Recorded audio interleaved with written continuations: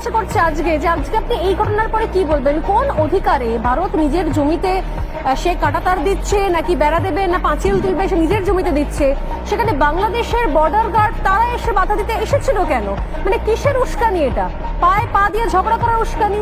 একটা যুদ্ধ করানোর জন্য একটা সুরসুরি দেওয়া। ভারত তো যুদ্ধ করতে চাইছে না, কোনোভাবে কোনো পদক্ষেপ নিচ্ছে না। এটা কি ধরনের ব্যবহার হলো? এটা কি ধরনের পদক্ষেপ? কি বলবেন আপনি এটাকে?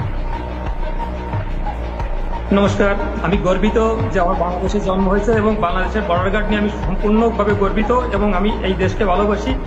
এই দেশের জন্ম আমার শত জন্মের কর্মের ফলে হয়েছে, কারণ বাংলাদেশের মতো একটা শক্তিশালী জন্মগ্রহণ করা একটা ভাগ্যের ব্যাপার, ভারতের মতো একটা দুর্বল দেশে জন্মগ্রহণ করা অন্য ব্যাপার।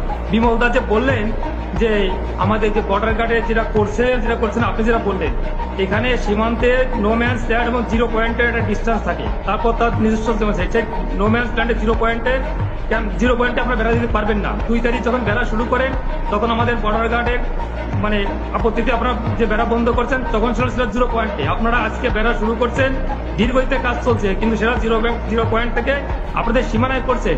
আপনাদের সীমানায় বেড়া দেবেন না, পুকুর কাটবেন না, গাছ লাগাবেন, এতে বাংলাদেশে কিছু আসে যায় না।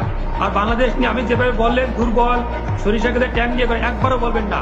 আপনার বয়স কত আমি জানি না, আপনি 2001 সালে আপনার বয়স কত ছিল? 2001 সালে আপনারা উস্কানি দিয়েছিলেন সীমান্তে, সেখানে পাদুয়ায় 16 থেকে 19 এপ্রিল এই 4 দিন যে গন্ডগোল করছিলেন, সেখানে আপনাদের 18 জন বিএসএফ মারা গেছে, আমাদের মারা গেছিল মাত্র 3 জন। আপনাদের 2 জন বন্দী হয়েছে, আমাদের 1 জনের বন্দী হয় নাই। আপনাদের 2 জন আহত হয়েছে, আমাদের মাত্র 5 জন আহত হয়েছিল। মনে পড়ে না? লজ্জা করে না আপনাদের? বাংলাদেশ নিয়ে তাচ্ছিল্য করেন। 2001 সালে শিক্ষা হয় নাই, 2005 সালে 18 বর্ডারে গন্ডগোল করছিলেন, সেখানে আমাদের অ্যাসিস্ট্যান্ট কমান্ডার শ্রীমান জীবন কুমার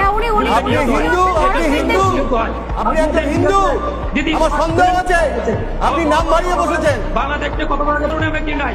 বিমল বাবু যে বললেন 2001 থেকে 2005 দেখেন